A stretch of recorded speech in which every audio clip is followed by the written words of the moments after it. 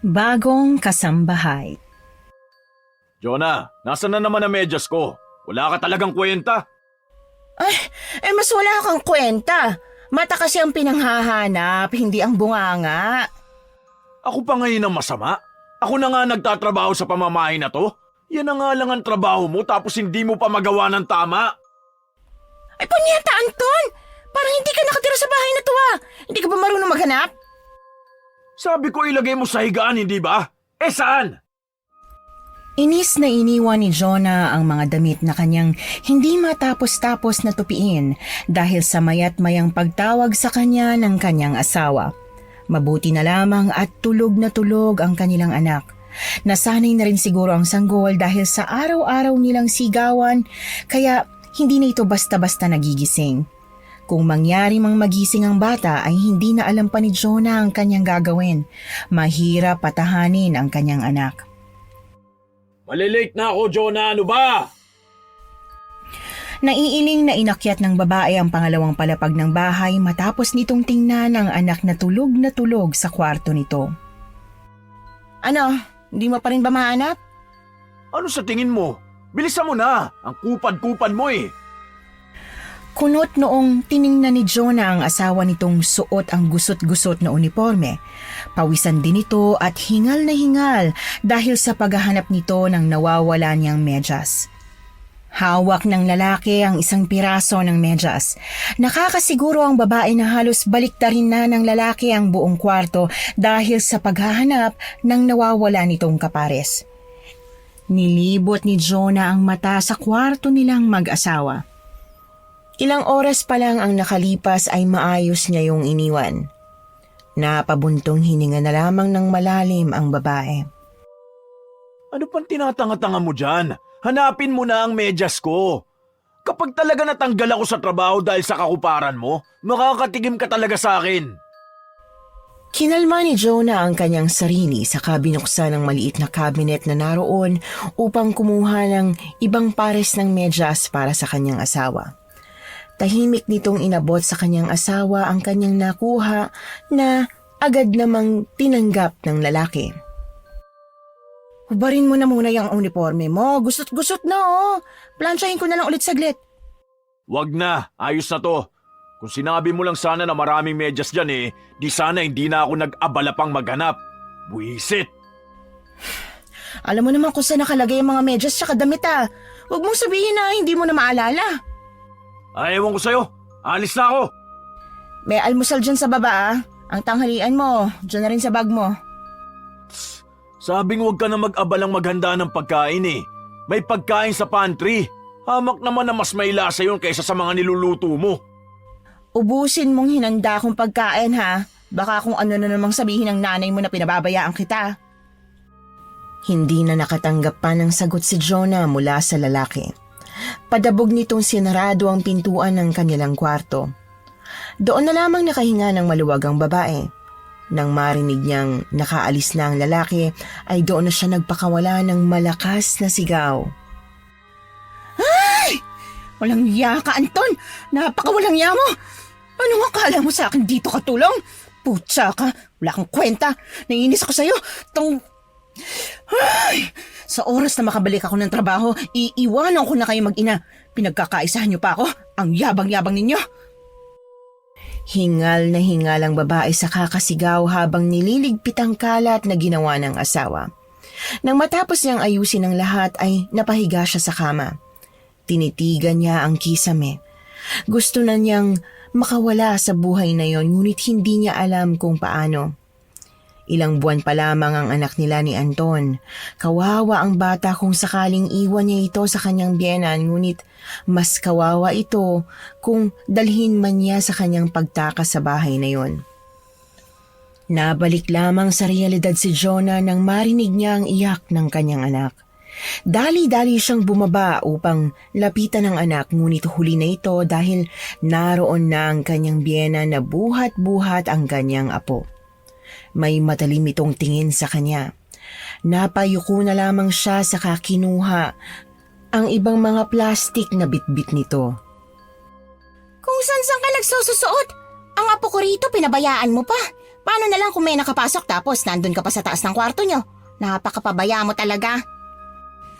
Ma, hindi naman po ako nagtagal dun sa taas. May kinuha lang po ako. Isa pa po, nila kong pintuan bago umakyat. Baka nakalimutan lang ho ni Anton na ilak ulit. Hulaan ko. Hindi mo agad hinanda ang susuotin ng asawa mo kaya nagmamadali siya kanina pa alis ano? Sus, yan na nga lang ang trabaho mo, hindi mo pa magawa ng tama. Sorry po, Ma. Hindi na po mauulit. Nakatungong binitbit ni Jonah palabas ng kwarto ng kanyang anak ang mga pinamili ng kanyang biyanan. Wala siyang pagkakakilanlan sa pamamahay na yon. Kahit siguro ituring siyang tao ay hindi pa pumasok sa isipan ng mag-ina. Palagi na lamang ganoon ang tagpo sa kada bisita ng matandang babae sa kanilang bahay. Nasa kabilang barangay pa ang bahay nito ngunit kung makabisita ay halos doon na tumira. 2 beses lang sa isang linggo ito hindi bumibisita sa kanila. Ang araw na yon ay Lunes, kung kailan abala ito sa pagzuzumba sa kanilang barangay, at Linggo naman kung kailan sinabi nitong araw daw ng Diyos na dapat paglaanan ng oras. Napairap na lamang sa hangin si Jonah habang inihahanda nito ang mga sangkap para sa kanilang pananghalian. Ang daming kilala ni Jonah na relihiyosa ngunit sa salita lamang. Kung sino pa ang laging nasa loob ng simbahan, ayun pang madalas maringgan niya ng mga salitang hindi kaaya-aya. Tapos na bang hugasan ng mga yan? Napatulog ko ng apo ko dun sa kwarto niya. Bakit kasi inihiwalay niyo pa sa paningin niyo yung bata eh? Maliit pa yan. Hindi niya pa kaya ang sarili niya. Tapos yung kwarto niya nandito pa sa baba habang kayong mag-asawa nandun sa taas. Diyos ko, ewan ko ba dyan kay Anton kung bakit ayaw akong patirahin dito sa bahay ninyo? May baby monitor naman ho kami doon sa taas, Ma. Convenient naman ho sa amin pareho na sa baba na ang kwarto ni baby. Anong convenient? Kung iiyak yung apo ko, di pareho kayong gising. Hindi mo man lang masamahan ang anak mo rito sa baba. Anong pag-iisip meron ka? Ma, napag-usapan na ho namin mag-asawa yan. Kilala ko ho ang anak ko. Hindi naman ho siya basta-basta nagigising tuwing gabi. Hindi na ako nagkulang sa pagpapaalala sa inyo ha. Sinabihan ko na kayo. O siya, tumabi ka na riyan. Ako na magluluto rito. Tapusin mo na yung tambak mong labahin. Mukhang 2 linggo na yata ang nandyan yan ha. Hindi mo man lang matapos-tapos. Marami lang ho kasing ginagawa, Ma. Sige ho, salamat po sa pagluluto. Inismiran na lamang siya ng matandang babae kaya naman ay ipinagkibit balikat na lamang yon ni Jonah. Kailangan niyang matapos agad ang kanyang mga tutupiin dahil paniguradong marami na namang iuutos sa kanya ang biyenan. Hindi nga ito nagkamali dahil pagkatapos nilang mananghalian ay niyaya siya ng matandang babae sa likuran ng kanilang bakuran upang magwalis at magsiga ng mga natuyong dahon. Ay, aakyatin na kayo maya-maya ng ahas yan sa loob ng bahay nyo dahil sa dumi ng bakuran ninyo. Ayos lang sana kung kayo lang kakagatin eh. Pero paano naman yung apo ko? Bilisan mo na dyan habang hindi pa siya nagigising. Baka humakalanghap ng usok si baby doon sa loob at masuffocate. Ibaon na lang ho natin sa ilalim ng lupa. Ginagawa ko naman dati ito, dyan kay Anton. Tingnan mo nga ngayon, buhay na buhay pa. Ay, mas mainam nang magsiga para naman mawala ang mga lamok dyan sa loob ng bahay. Dahil sa usok. Matapos natin dito, doon naman tayo sa harapan. Hindi pa natapos ng matanda ang kanyang sasabihin dahil bigla na lamang sila nakarinig ng pag-iyak ng sanggol. Dali-daling tinapos ni Jonah ang kanyang gawain upang mabuhat ang kanyang anak na umiiyak. Puntahan ko lang ho si baby. Maiwan ko ho muna kayo rito, Ma. Oh, siya. Kung hindi lang umiiyak yung apo ko isipin ko umiiwas ka sa trabaho. Maghugas ka ng mabuti ha, tapos magpalit ka na ng damit. Alam ko naman ho ang gagawin. Hindi naman ho ako bata. Naiinis na iniwan ni Jonah ang matandang babae na hindi pinansin ang kanyang sinabi. Abala ito sa pagdadamo ng kanilang bakuran. Kaya naman matapos niyang maglinis ng sarili ay agad niyang binuhat ang kanyang anak na hindi pa rin tumitigil sa pag-iyak. Ay, iyak ka na naman ng iyak anak eh. May problema ba? Ayaw mo ba ng usok? Nagugutom ka ba? Halika nga rito kay nanay. Sinubukan ni Jonah ang painumin ng gatas ang kanyang anak ngunit Hindi pa ito nangangalahati dahil agad din naman itong umiyak. Napagdesisyon na ni Jonah na buhati na lamang ang bata upang ilabas. Dinala niya ang anak sa lugar na hindi gaanong abot ng usok. Doon lamang tumahan ang kanyang anak kasunod ng kanyang pagkakita sa kaibigan niyang si Rolly. Jonah! Long time no see ah. Kumusta ka na? Rolly! Tagal na nung huli tayo nagkita ah. Eto, full-time mom na. Ikaw ba? Ano nang balita sa'yo? Eto, kagaya pa rin ng dati. Busy as always. Kailan ba balik mo? Medyo matagal-tagal pa eh. Alam mo naman, iba ng responsibility ko ngayon. Basta kung gusto mo nang bumalik, magsabi ka lang ha. Ako ang bahala sa'yo. May pinagsamahan naman tayo eh. Maraming salamat, Rolly. Ikumusta mo na lang ako sa mga kasama natin ha. Walang problema. O siya, mauna na muna ako. May gagawin pa ako eh.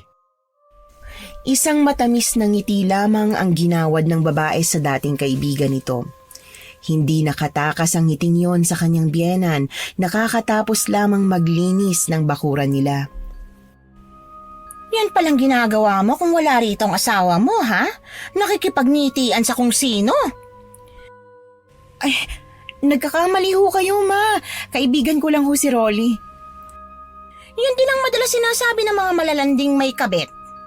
Ma naman, kilala ni Anton si Rolly. Kayo lang ho ang nag-iisip ng ganyan. Mamaya ka sa asawa mo. Kung sino-sino pang lalaking kinakalantari mo, may gana ka pang dalhin ang anak mo sa kalandian. Isipin mo na kung anong gusto mong isipin, ma. Huwag mo lang idadamay ang anak ko rito. Kinagabihan ay hindi nga pinalampas ng matandang babae ang kanyang nakita. Hinintay nitong makauwi ang kanyang asawa. Tulog na ang kanyang anak pero ang kanyang biyenan ay matalim pa rin ang titig sa kanya. Nakatapat ito sa kanya habang nakahalukip-kip. 10:00 na ng gabi nakauwi ang kanyang asawa. Mahahalata sa mukha nito ang kanyang pagod kaya naman agad na tumayo ang babae papuntang kusina upang ipagtimpla ito ng kape. Tumayo rin ang kanyang biyenan upang salubungin ang anak nito ngunit nilampasan lamang siya ni Anton. Dumiretso ang lalaki sa kwarto ng anak kaya napaupo na lamang ulit ang matandang babae. Bakit ngayon ka lang, Anton? Oh, bakit nandito pa kayo, ma? Ang tanong kong sagutin mo, bakit ngayon ka lang? Sa pagkakaalam ko hanggang 7:00 lang ang trabaho mo. 10:00 na oh. Ma, hindi ba't napag-usapan na natin to? Kung bibisita ka sa bahay hanggang 5:00 lang. May kanya-kanya na tayong buhay, ma. Sana naman irespeto niyong pamilya namin. Respeto? Usapang respeto lang naman pala eh. Bakit hindi mo tanungin ang asawa mo kung sinong nilalandi niya habang wala ka rito? Ano na naman to, ma? Pagod ako. Wala akong oras para rito. Bakit hindi ka mismo magsabi, Jonah? Sabihin mo sa asawa mo kung sinong nilalandi mo. Napabuntong hininga ang babae saka iniabot ang tasa ng kape sa kanyang asawa na agad namang tinanggap ng lalaki. Si Rolly, dumaan dito kanina, nangumusta. Ganun ba? Kumusta na raw sila? Ano to, Anton? Huwag mo sabihin sa akin na kilala mong kirida ng asawa mo. Ma, ang mabuti pa umuwi ka na. Pareho tayong pagod dito. Kilala ko si Rolly. Huwag mo na ulit ipagpilitan pa ang usapang ito. Galit na nagdabog ang matandang babae palabas ng kanilang bahay. Dinuro pa nito ang mag-asawa na may biling pagbabanta. Kapag talaga nagkandaletse-letse ang buhay nyo rito, wag na wag kang magmamakaawang lumapit sa akin, Anton, ha? Pinagsabihan na kita tungkol dyan sa kamalasan na dinala mo sa pamamahay na ito. Hindi ka talaga marunong makinig. Nang tuluyang makaalis ang matandang babae ay doon lamang nakahinga ng maluwag si Jonah. Nagkatitigan silang saglit ng kanyang asawa. Napabuntong hininga ang lalaki saka mabilis na hinigop ang laman ng tasa ng kape na nasa kamay nito. Huwag mo nalang pansinin si mama. Alam mo naman na may sakit sa utak yan eh. Hindi ko talaga maintindihan kung bakit mainit ang dugo sa akin ng nanay mong yan. Wala naman akong ginagawang masama. Lahat na lang ng ginagawa ko, pinupunan niya. Hayaan mo na. Siya nga pala. Na-promote ako kanina. Ibig sabihin nun, mataas na rin ang sahod ko. Kaya naman maghahanap ako ng kasambahay para na rin may katuwang ka rito sa bahay. Nagniningning ang mata ng babae nang marinig niya ang mga salitang yon mula sa kanyang asawa. Hindi na ito masyadong magtitipid ng kanilang budget. Isa pa ay may makakatulong na siya sa maraming gawain sa kanilang bahay.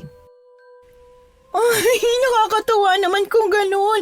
Good news yan ah. Ano bang nangyari? Mukhang biglaan ang pagkakapromote sa'yo. Nagustuhan lang siguro ni Bossing ang performance ko nitong nakalipas na buwan.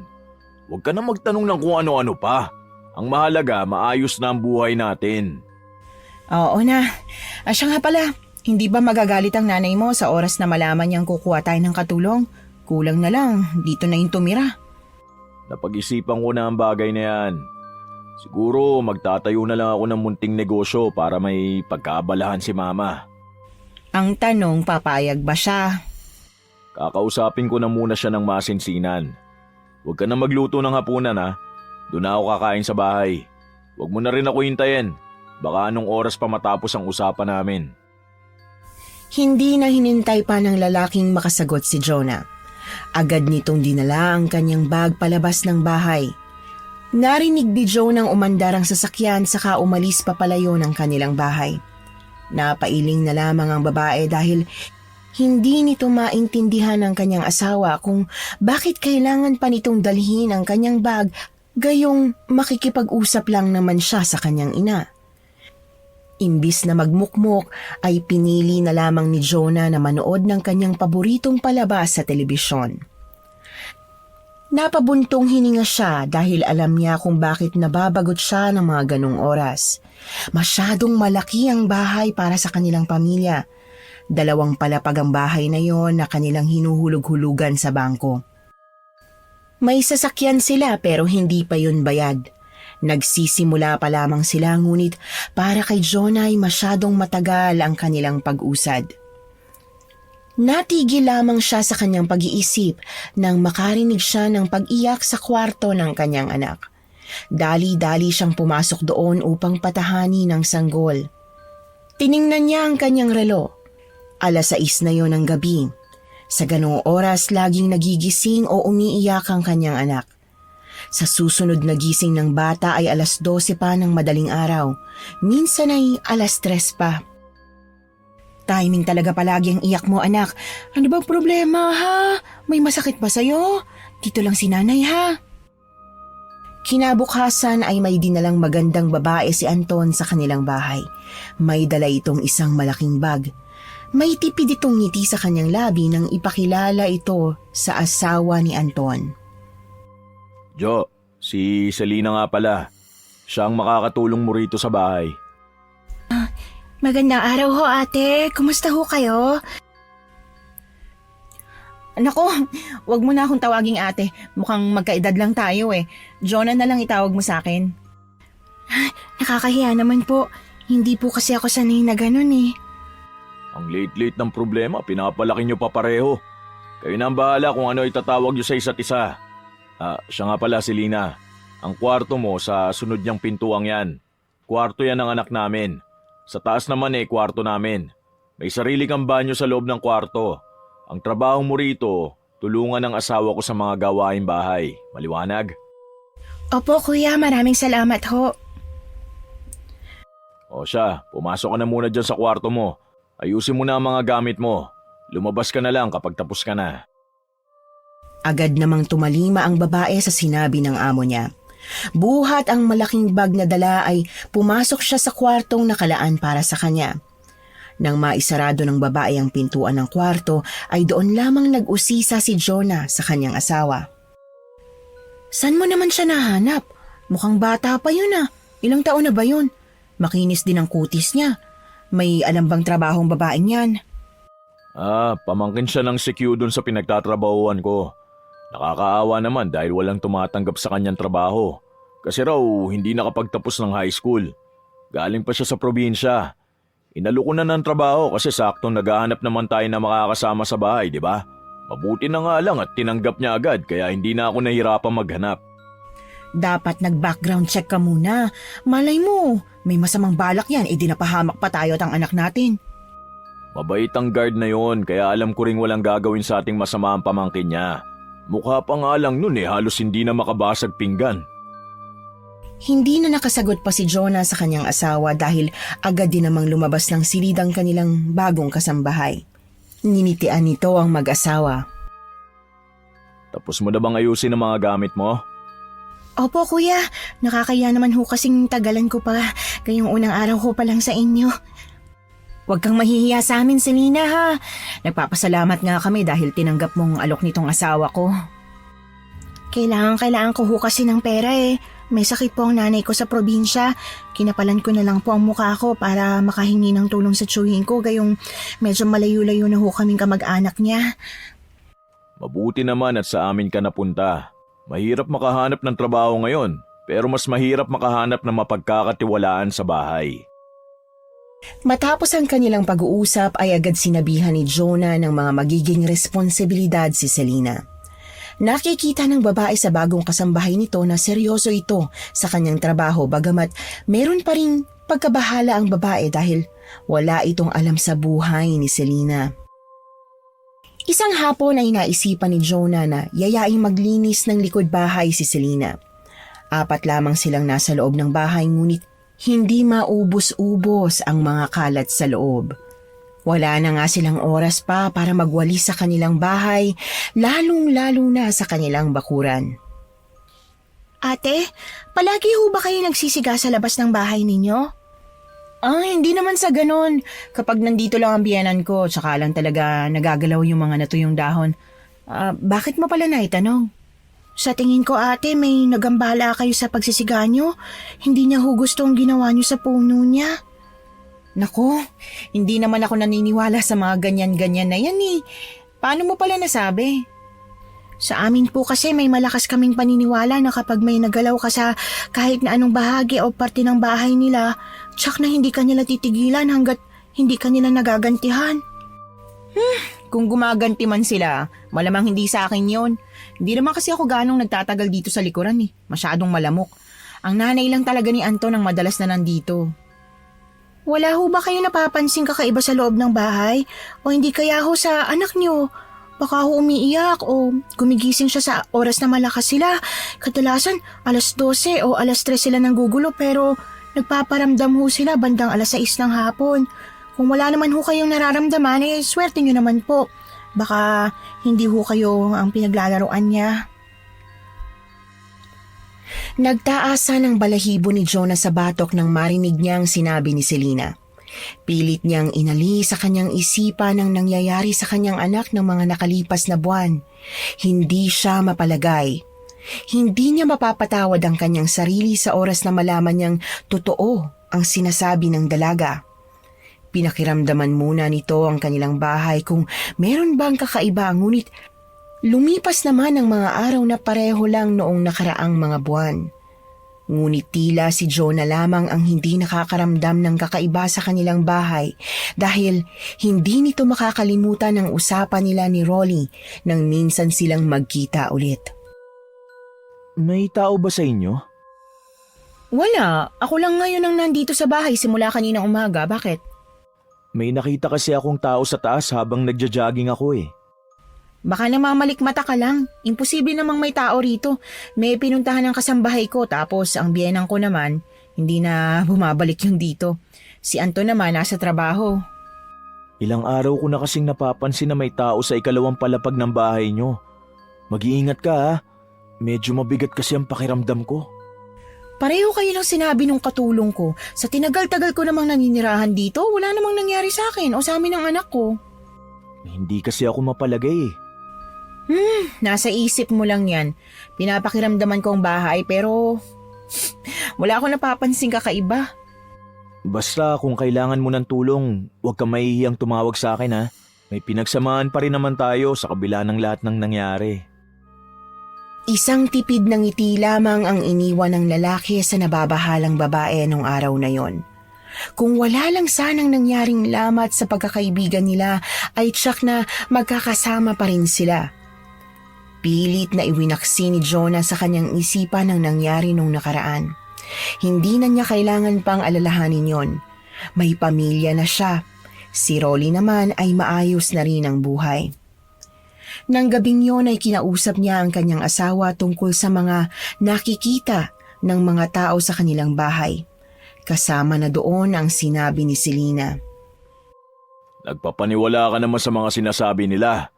Ikaw ang mas nakakaalam ng mga nangyayari dito sa bahay kasi lagi ka namang nandito. Hindi lang kasi isang nagsabi sa akin nun eh. Malay mo tama naman sila tapos ako lang tong hindi makaramdam. Ikaw ba? Wala ka bang nararamdamang kakaiba sa bahay natin? Pinili natin ang bahay na to pareho dahil maganda, hindi ba? Sabi mo maganang pakiramdam mo rito. Kung wala kang nararamdamang kakaiba, mas lalo naman ako. Pa-blessing na lang kaya natin ang bahay para makasiguro tayo. Bata pang anak natin. Sabi ni Selena, lapitin pa siya ng mga engkanto. Itabi na lang kaya natin siya dito sa kwarto natin. Napag-usapan na natin to, hindi ba? Nandiyan naman si Selena sa kabilang kwarto. Kung umiyak man si baby, agad naman niyang pupuntahan yun. Hindi na lamang umimik ang babae sa sinabi ng kanyang asawa. Sa 9 na buwan buhat nang sila ay magkaanak, ay minsan lamang niya na itatabi sa kanilang kwarto ang tulugan ng kanilang anak. Ang mga pagkakataong pangyon ay sa tuwing nagkakasakit ang sanggol.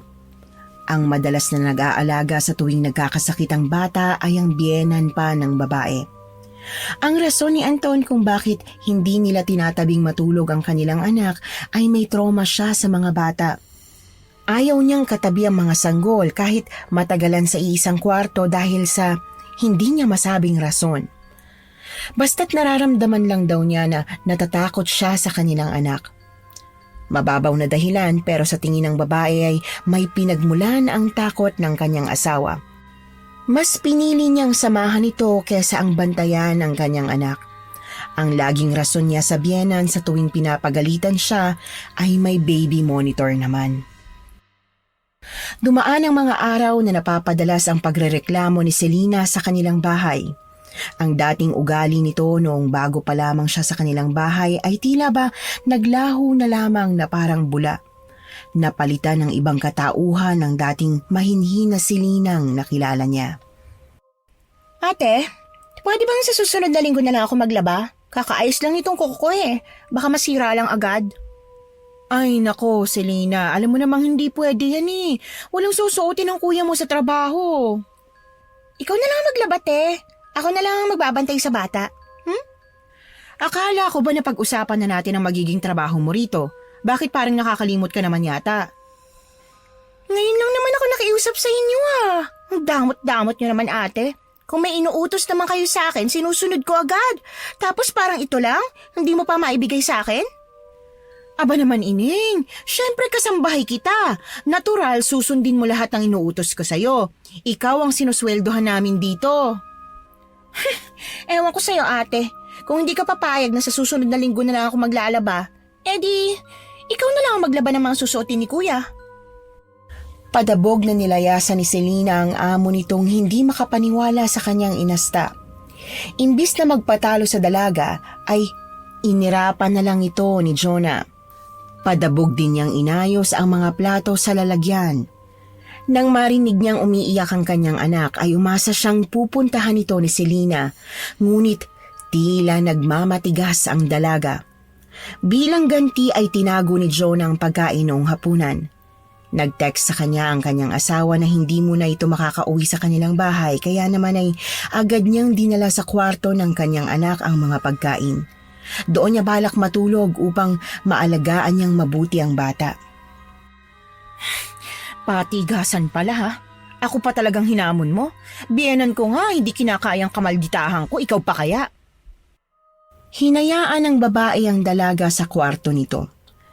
Kinagabihan ay narinig niyang naghahanap ng pagkain sa mga kaldero ang kasambahay. Nang sa tingin ni Jonah ay walang nahanap ang babae, ay narinig na lamang nitong nagbukas at nagsarado ang pintuan ng kanilang bahay.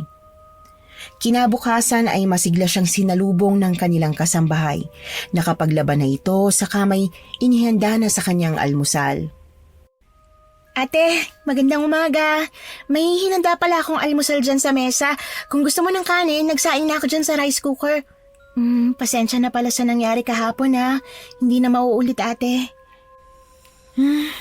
Mabuti naman at nahimasmasan ka. Hindi porket mabait kami sa'yo ng asawa ko, aabusuhin mo na. Tandaan mo, madali ka lang palitan. Naisip ko rin po yan ate kagabi. Pasensya na ho kayo sa inasal ko. Nilaban ko na ho lahat ng mga damit. Pasensya na ho ulit ate. Oh, siya. Kalimutan na natin ang nangyari. Ayoko namang magtanim ng galit sa'yo. Nagbigay ng tipid ng ngiti si Selena. Katatapos lang ng usapan nila nang madatnan sila ni Anton na tahimik na nakaupo sa sala. Oh, ano nangyari sa inyo? Mukhang seryoso ang pinag-usapan nyo Anton, akala ko hindi ka nadadaan dito. May nakalimutan lang akong file sa taas. Magbibigis lang din ako saglit. Kailangan mo ba ng tulong? Baka mamaya guluhin mo na naman dyan ang mga nakaayos na damit ha? Ako na ang bahala. Saglit lang ako. Kuya, nag-almusal ka na ba? Magtitimpla lang ako ng kape mo.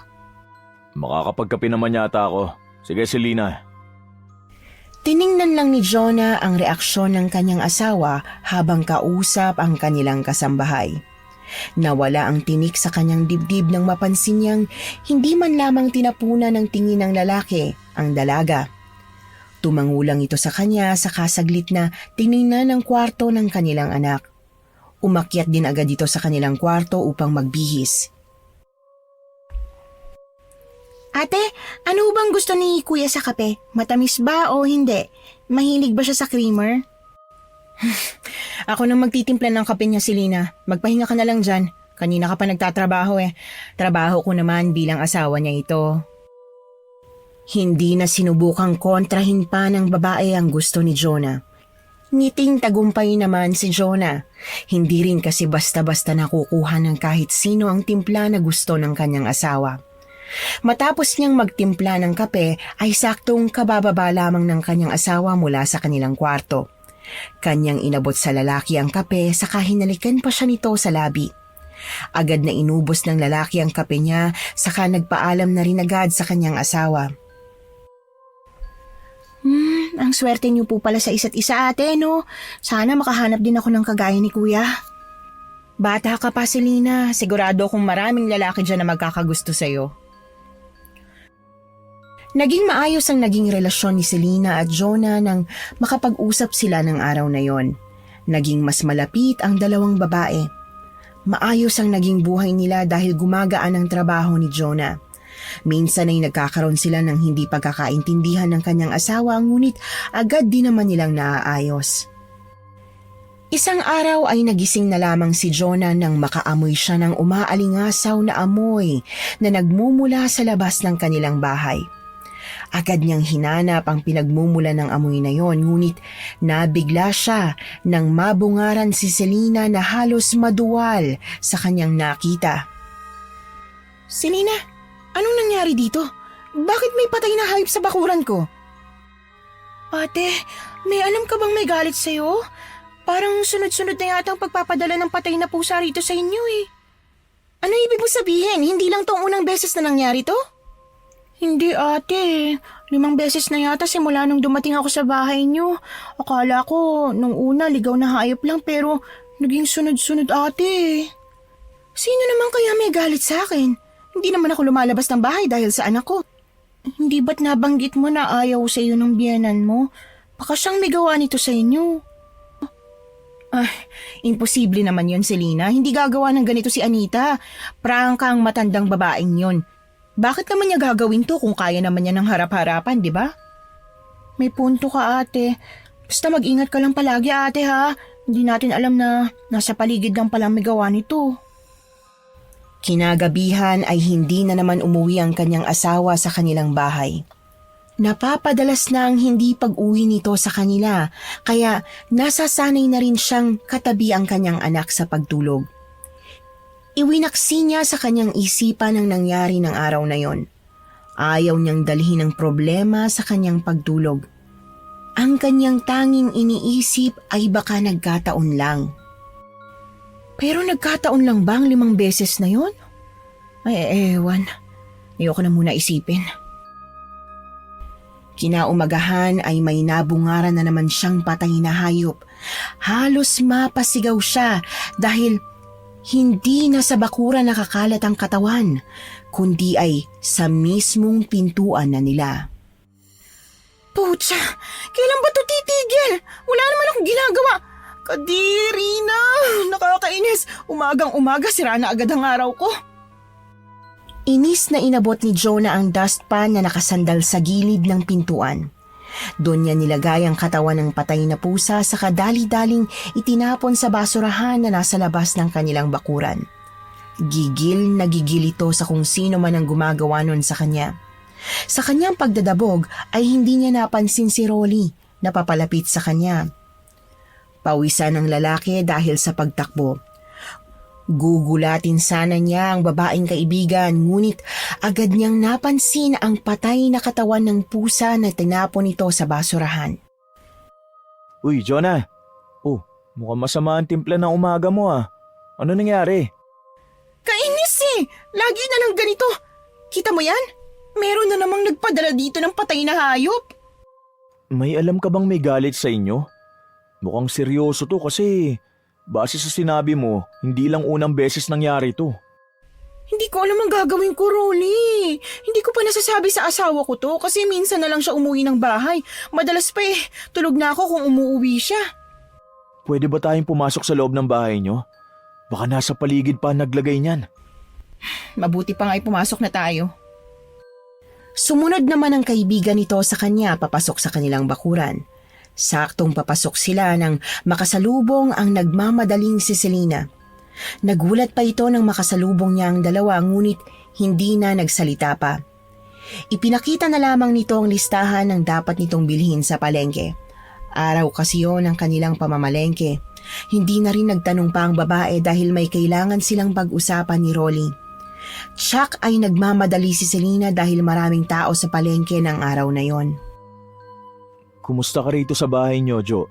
Wala ka na bang nararamdamang kakaiba? Kahit ilang beses pa ako makiramdam, wala talaga. Hindi ko na alam ang gagawin ko, Rolly.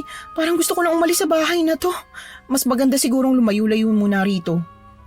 E paano naman ang anak mo? Hindi ko pa alam kung ano mangyayari sa amin eh. Hindi ko pa kasi nasasabi kay Anton ang nangyayari dito sa bahay. Baka naman kasi hindi maniwala yun. Basta tumawag ka lang kung may kailangan ka ha. Hindi ako magsasawang sabihin yan sa'yo. Kaibigan ko kayo kaya kahit na ano pa yan, handang-handa akong tulungan kayo. Niyakap ng babae ang lalaki ng mahigpit. Kahit papaano ay nagpapasalamat ito na naging kaibigan niya si Rolly. Lagi niya itong naaasahan sa kahit anong bagay. Hindi rin naman nagtagal ay nagpaalam na ang lalaki para makauwi. Hindi na niya hinatid ang lalaki sa pintuan. Pumasok na lamang ulit siya sa kwarto ng kanyang anak na himbing sa pagtulog. Inayos niya ang mga gamit ng bata saka ginawa ang mga kailangan niyang gawin ng araw na yon. Sumapit ang hapon. Maagang umuwi ang kanyang asawa. Mahahalata sa pagmumukha nito ang galit. Magtitimpla na sana si Jonah ng kape para sa lalaki ngunit dali-dali siya nitong kinaladkad paakyat ng kanilang kwarto. Si Selena nakakalabas lamang ng kwarto ay nagulat sa bilis ng pangyayari. Hayop ka, Jonah! Binigay ko naman sa'yo ang lahat pero hindi ka pa rin makontento! Putya, Anton! Ano ba nangyayari sa'yo? Ano na naman ang ginawa ko? Huwag mo akong pinaglololoko. Nung una nanay ko na nagsabi pero hindi ko pinaniwalaan kasi alam kong ayaw niya sa'yo. Pinalampas ko ang lahat ng paratang niya kasi mas pinaniniwalaan kita. Tapos ito lang palang gagawin mo sa akin? Ang kapal naman ng pagmumukha mo! Isipin mo na kung anong gusto mong isipin. Basta alam ko sa sarili ko na wala akong ginagawang masama ha. Saan nagagaling yung galit at mga paratang mo? Anong ginawa ni Rolly dito? Malay ko ba kung ano pang ginawa niyo sa pamamahay ko? Wala kaming ginawa ni Rolly.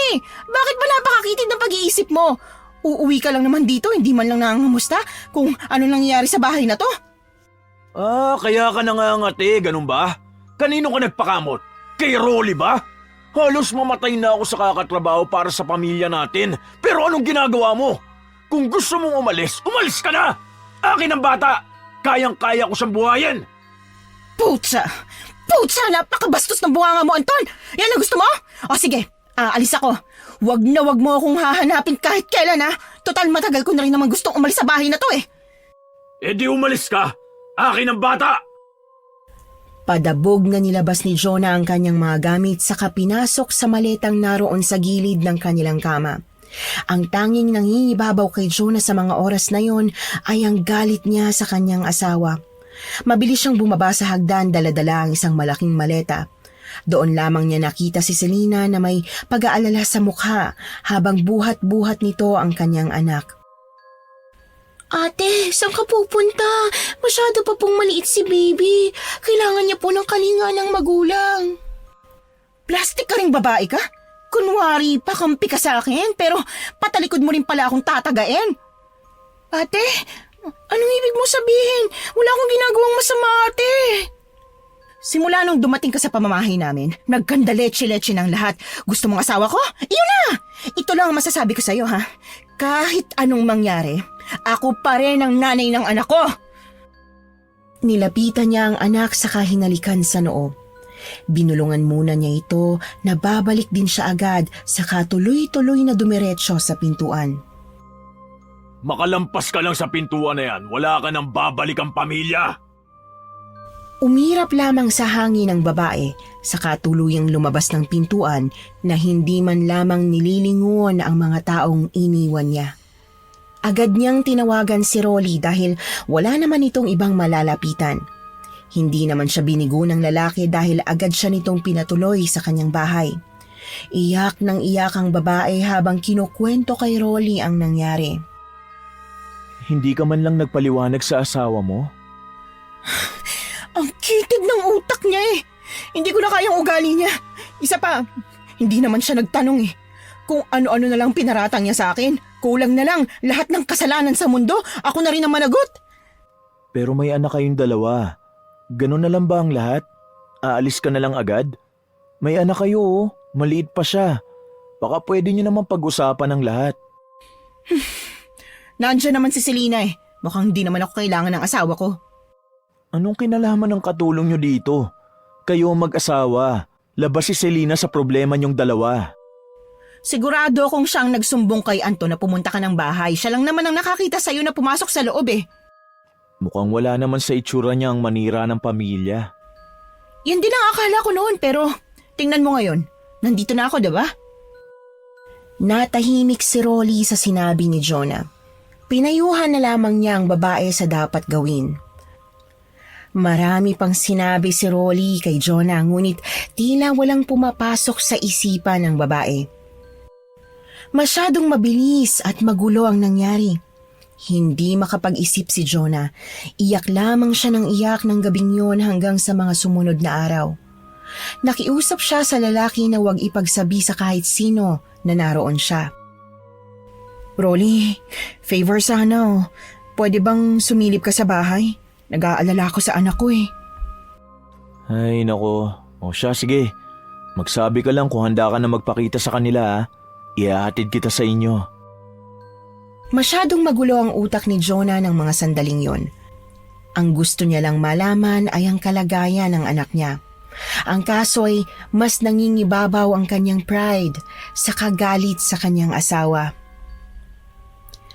4 na araw ang lumipas buhat nang umalis siya sa kanilang bahay. Hindi pa ito nakakalabas ng tirahan ni Rolly. Wala rin siyang natanggap na kung anong balita tungkol sa kanyang anak. Ang sabi ni Rolly ay hindi niya napapansin si Anton maging ang katulong sa bahay nito.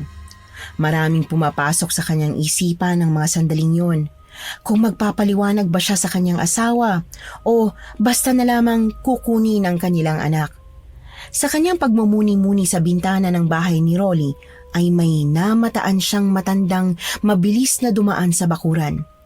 Hindi niya ito mamukhaan dahil sa sobrang bilis ng mga galaw nito. Rolly, nakita mo ba yun? Namamalik mata ka lang. Matulog ka na. Maaga ka pa bukas. Parang may biglang dumaan eh. Walang gaanong dumadaan sa lugar na to. Kung meron man, si Mang Ben yun, yung katiwala ko. Dumadaan ba siya ng ganitong oras? Mag-alas 12 na oh. Minsan, pero wala si Mang Ben ngayon sa bayan eh. Nagpaalam yun kahapon na uuwi muna siya sa probinsya nila. Nakakatakot naman dito sa inyo, Rolly. Mas natatakot pa nga ako sa bahay niyo eh. Ang dami ko nakikitang hindi naman dapat. Ang bigat ng pakiramdam ko sa bahay niyo. Pakshit ka naman, oh. Ngayon mo pa talaga sinabi na natatakot na ako. Pumasok ka na sa kwarto mo.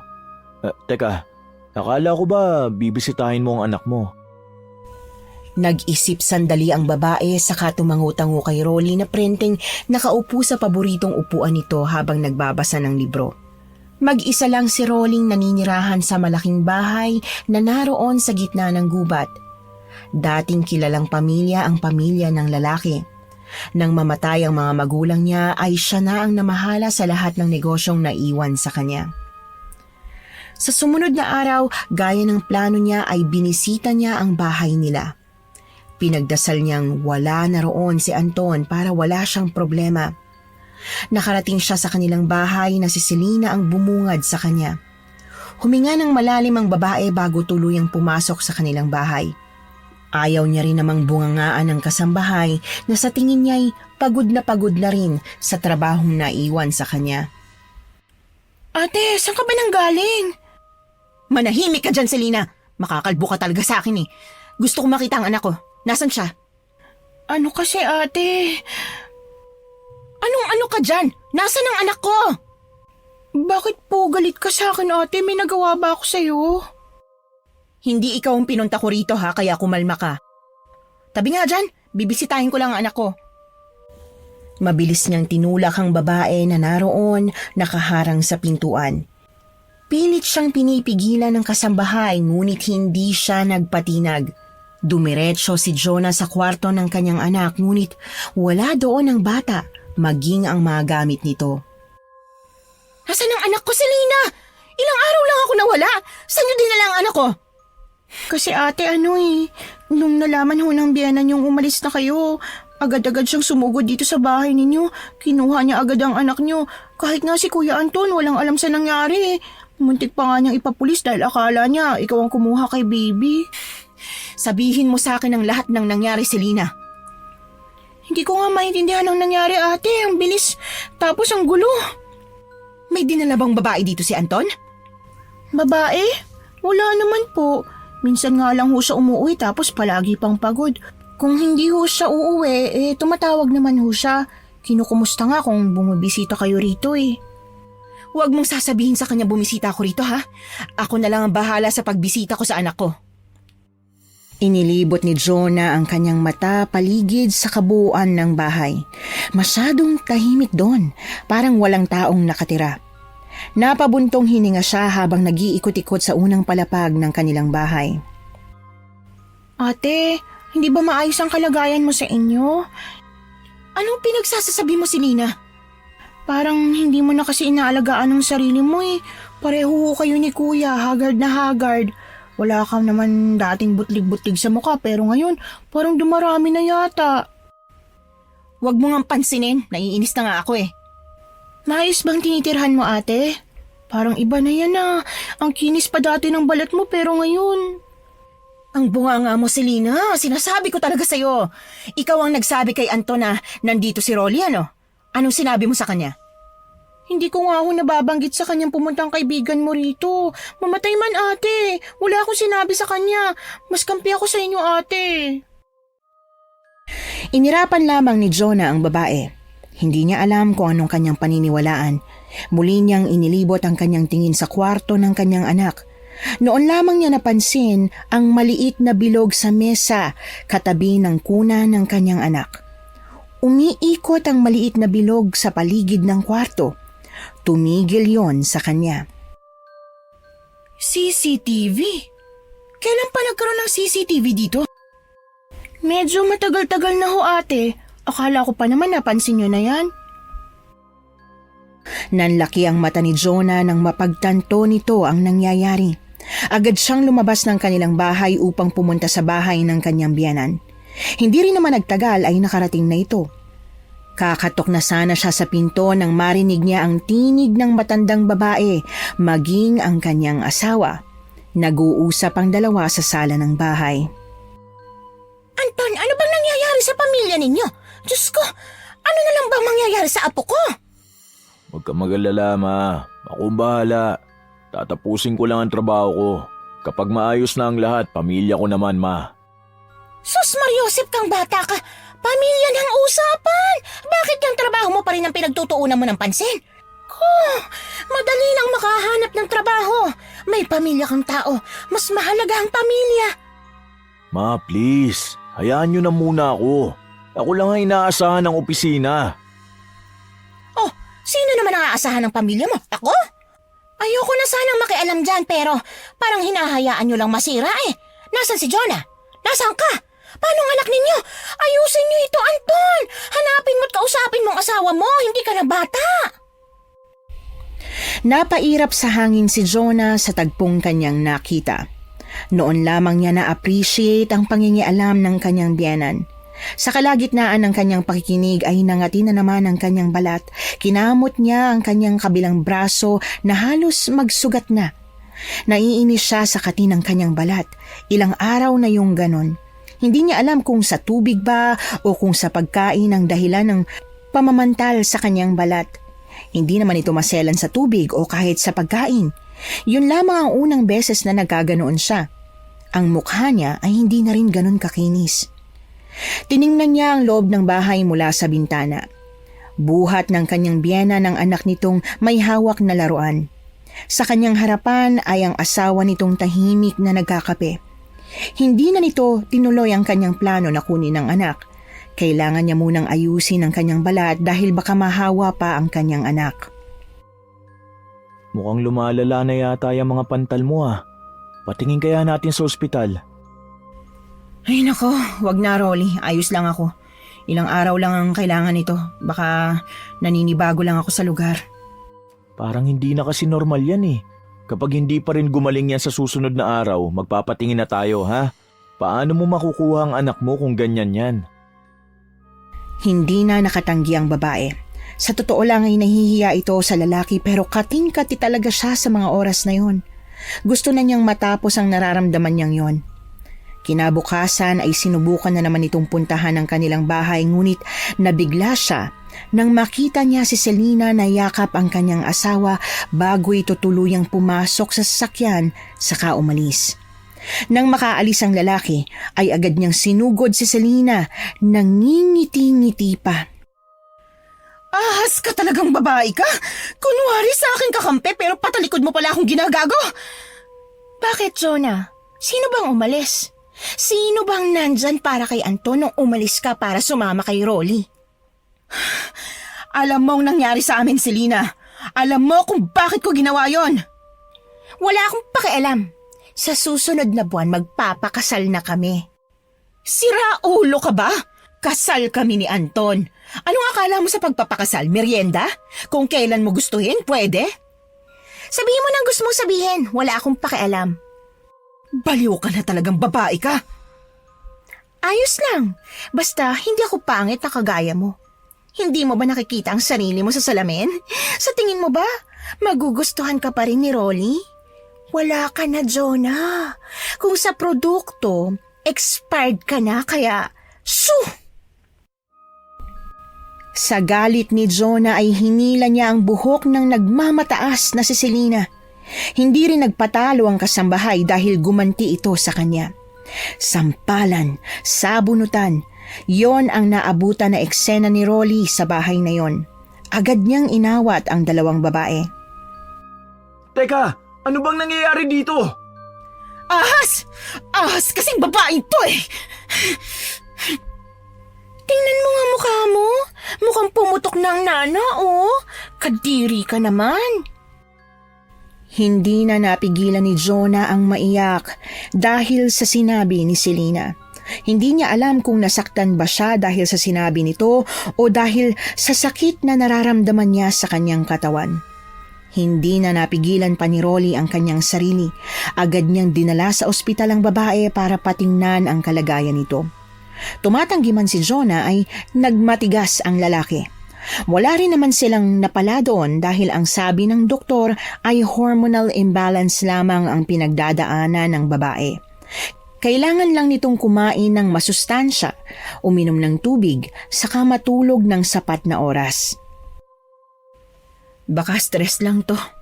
Ang sabi naman ng doktor, normal lang naman daw ang balat ko. Wala naman daw problema.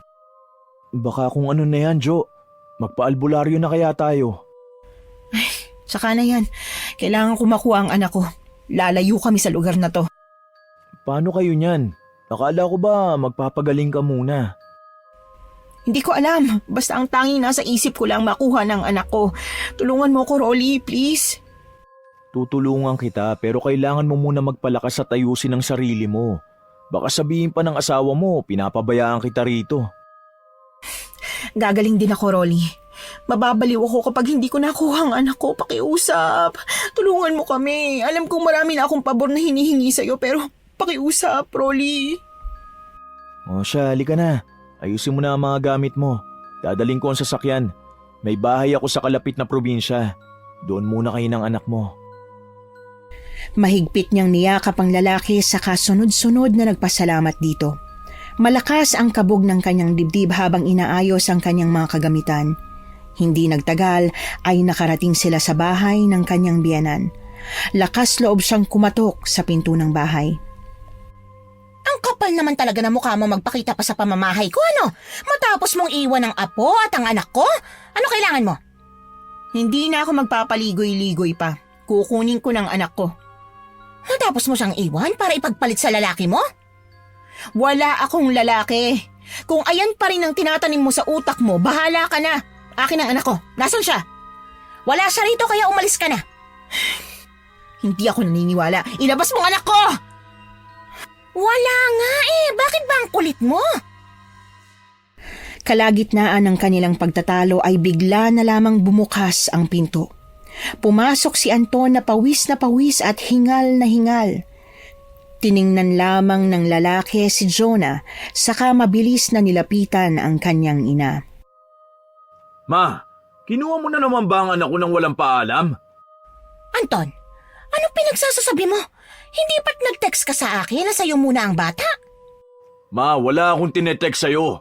Huwag na nga ho kayo magsinungaling. Nasaan ang anak ko? Anong ibig sabihin nito? Nawawala ang anak ko? Anong ginawa niyo sa anak ko? Sumagot ka, Ma! Anton! Ang anak ko! Ang anak natin, Anton! Nasaan si baby? Hindi ko alam, Joe.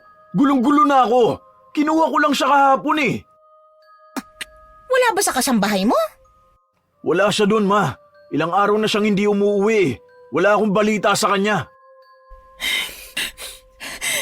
Anong pinagsasasabi mo, Anton? Nandun lang siya kanina. Magkayakap pa nga kayo. Hindi ko alam yan. Wala akong maalala. Wala akong maalala sa nangyari kanina o kahapon. Hindi ko alam. Napakunot noo si Jonah dahil ganoon din ang nangyayari sa kanya noong mga nakaraang araw.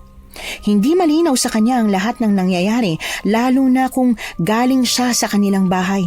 Parang may kung anong kakaibang nangyayari sa kanya kada lalabas siya ng bahay na yon. Napagdesisyon na nila na bumalik sa bahay nila. Paglabas nila ay naroon nag-aabang si Rolly sa labas ng kanyang sasakyan. Mas pinili na lamang ni Jonah na doon sumakay na nagpairap sa kanyang biyenan at nagpailing sa kanyang asawa. Nang makarating sila sa bahay nilang mag-asawa, ay naroon si Selena na abala sa pagwawalis ng bakuran. Gustong-gusto niyang sugurin ang babae ngunit pinigilan lamang niya ang kanyang sarili.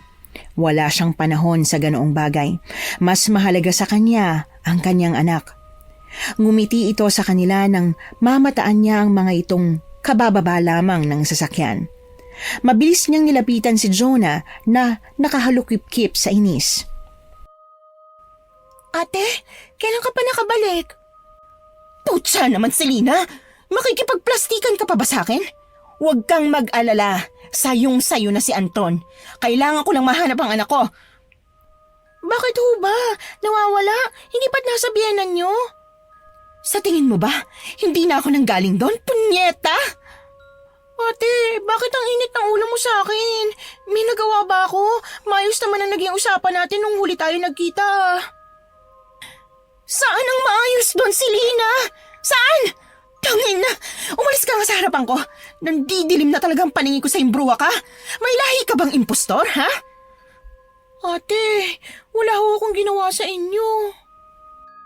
Si Rolly na ang pumagitna sa dalawa. Alam ni Jonah na nakikiramdam ang lalaki sa maaaring mangyari sa pagitan nila ng babae. Ang lalaki na ang nagsalita. Nandito ako nung sinabihan mo magpapakasal na kayo ni Anton sa susunod na buwan. Anong kasal? Wala akong sinasabi magpapakasal ako sa iba. Hala, hindi po ako yun, maniwala kayo. Diyos ko, Selena, manahimik ka na. Ate, totoong sinasabi ko, hindi ako yun. Wala ako sa bahay na nagpunta kayo rito dahil nandun ako kay na Ma'am Anita. Ako yung nag-alaga sa anak niyo ng mga oras na yun, kahit tanungin niyo pa po siya. Sino yung babaeng nandito? Huwag mo sabihin na kakambal mo. Hindi ko po mapapaliwanag sa inyo ng maayos eh. Napatungo ang babae dahil sa tingin na ipinukol sa kanya ng mga taong naroon. Sa totoo lang po, hindi ho ako nag-iisang pumunta sa bahay na ito. Ano bang nangyayari dito, Selena? Sabihin mo nga sa akin ang lahat. Kahit ho na ganun, hindi po ako nag-iisa. Sumunod ho siya sa akin. Sinong siya? Si Teresita po, yung kakambal ko. Ang buong akala ko ho, hahayaan niya ako mamuhay na malayo sa kanya eh. Ano bang nangyayari dito, Selena? Sabihin mo nga sa akin ang lahat. Hindi na nakasagot pa si Selena sa tanong ni Anton dahil agad na nabuhal si Jonah sa sahig. Hindi makahinga ang babae. Ang pakiramdam niya sa mga oras na yon ay parang hinahawakan siya sa leeg. Hindi lang doon natatapos ang lahat dahil sobra-sobra ang pananakit ng kanyang tiyan. Hingal na hingal siyang napahawak sa kanyang asawa. Agad naman siyang dinaluhan ng lalaki upang tanungin kung ano ang nangyayari sa kanya. Hindi ko na kaya. Sobrang sakit na talaga ng tiyan ko. Ayoko na. Patigilin niyo ng sakit. Hindi ko na kaya. Hindi na ako makahinga. Tulungan niyo ako.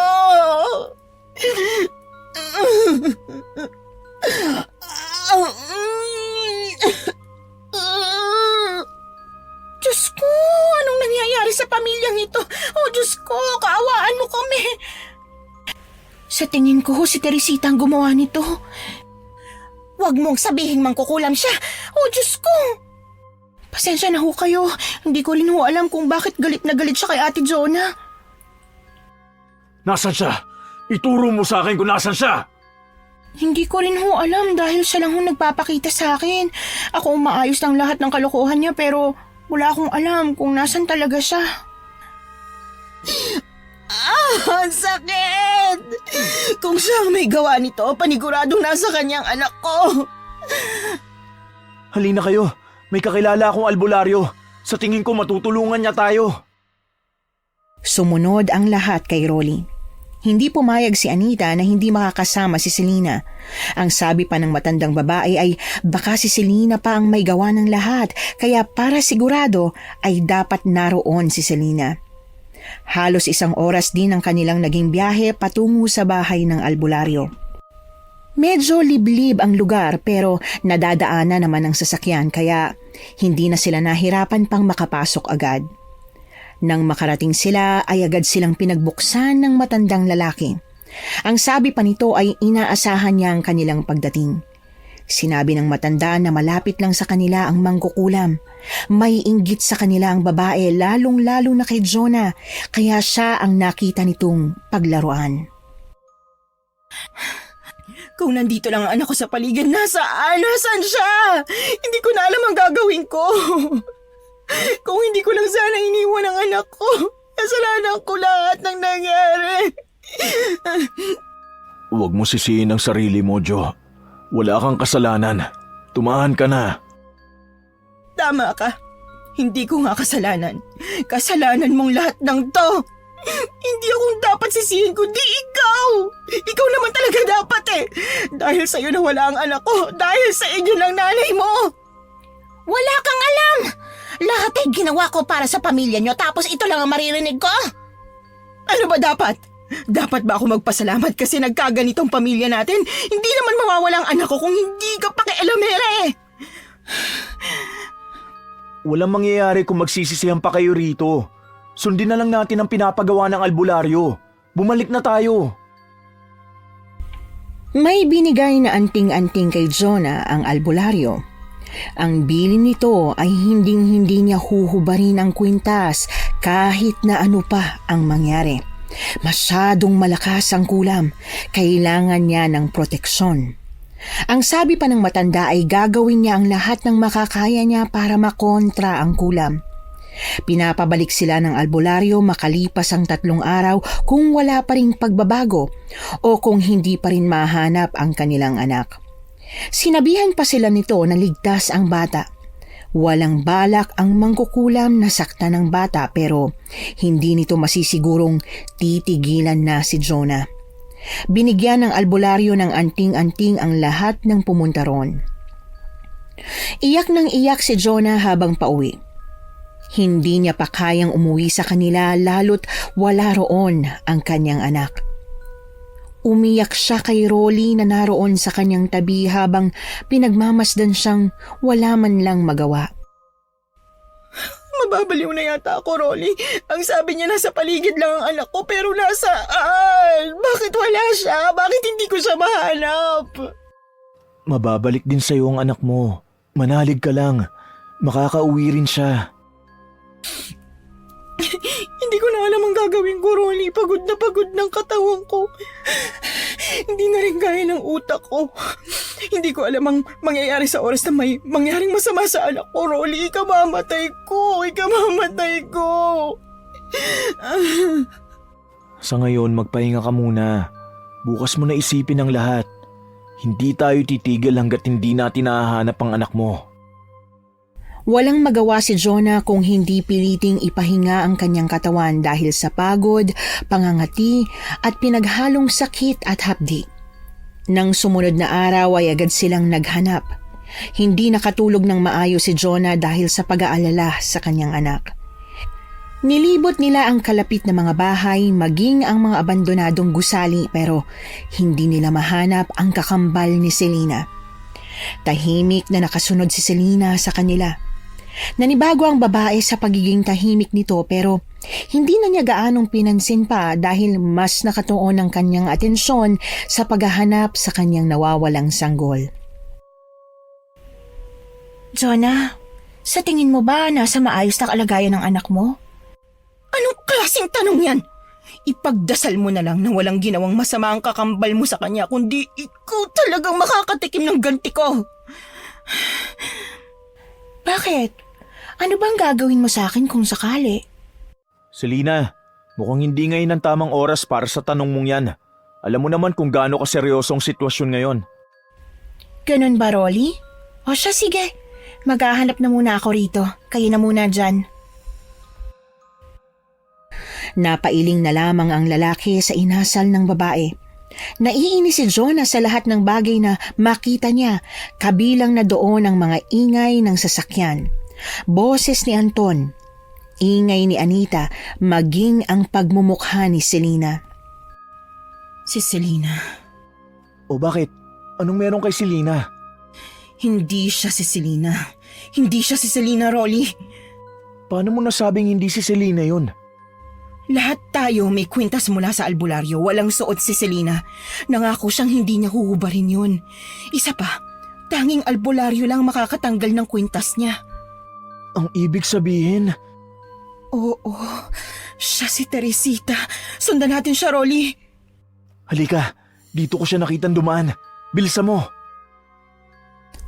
Dali-dali silang pumunta sa abandonadong bahay na hindi kalayuan sa kanila. Nabigo ang mga itong mahanap ang babae sa abandonadong bahay. Agad na tinawagan ni Rolly si Anton upang sabihin ang nangyari.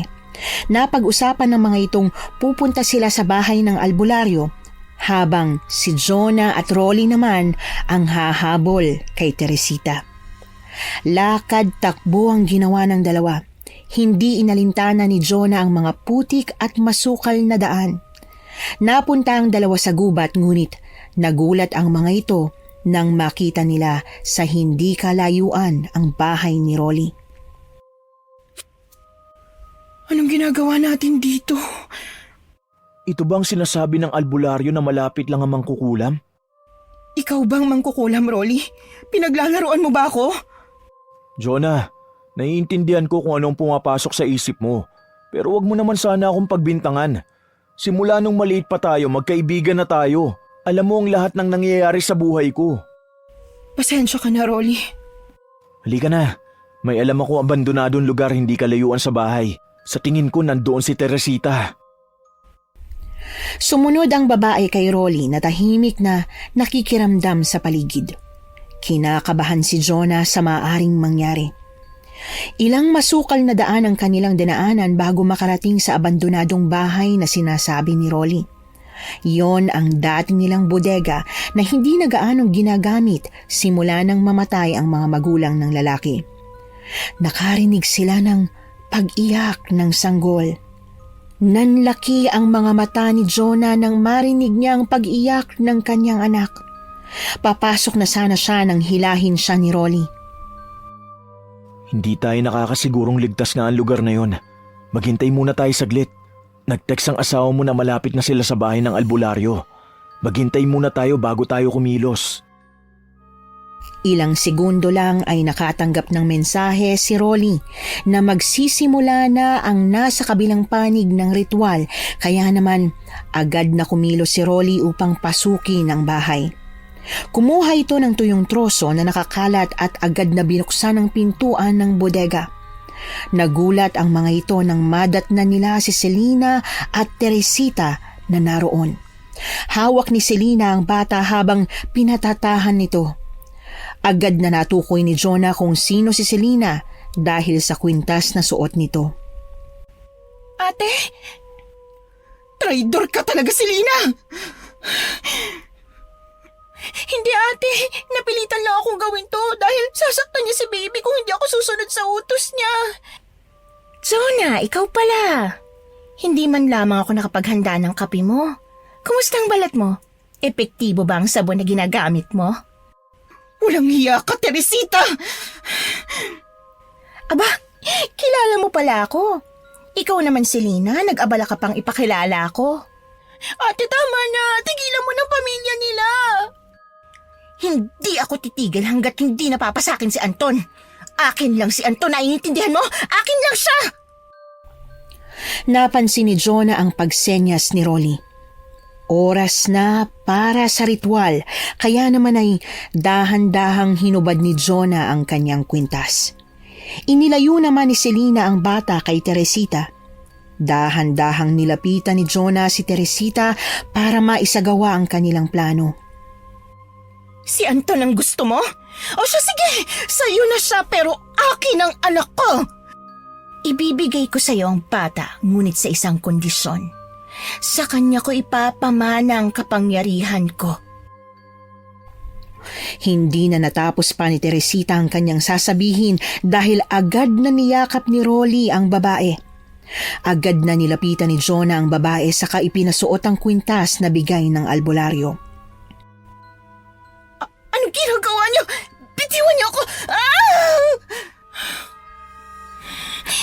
Pasensya ka na, ate. Sa tingin ko kailangan mo nang tumigil. Tinulak ni Selena ang kandilang naroon sa mesa. Agad na kumalat ang apoy sa paligid kaya agad din silang lumabas ng bodega. Naiwan si Teresita na nanghihina sa loob. Pinlano nila ang lahat kasama na ang pagpapanggap ni Selena na maging sunod-sunuran sa kanyang kakambal. Ginawa nila ang lahat ng yon upang mailigtas ang sanggol. Hindi mo na dapat ginawa pa yan sa kapatid mo. Hindi ka ba nakokonsensya na iniwan mo siyang nasusunog sa loob? Pagod na akong maglinis ng kalat niya, ate. Tama ng ilang taon. Halina kayo. Umalis na tayo sa lugar na ito. Tumawag si Anton. Patapos na raw ang ritual. Hindi na tayo magugulong muli ni Teresita. Kinuha ni Jonah ang kanyang anak kay Selena. Nang makilala ng sanggol ang amoy ng ina, ay napahagikik ito. Niyakap ni Jonah ang kanyang anak saka nagsimulang umalis sa lugar na yon. Kasabay ng paglubog ng araw ay ang bagong pag-asa sa buhay ni Jonah na magsimulang muli kasama ang kanyang pamilya. Iniwanan nilang nasusunog ang bodega at hindi na lumingon pa.